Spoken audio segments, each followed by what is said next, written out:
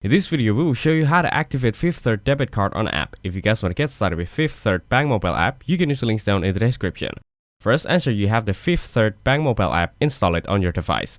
Then log into your account using your name and password.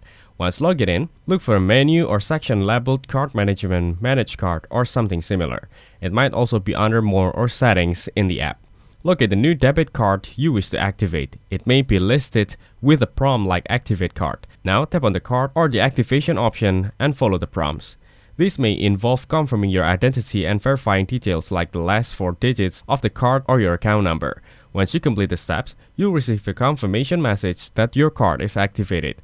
To ensure the activation was successful, try using debit card for a small purchase or at an ATM.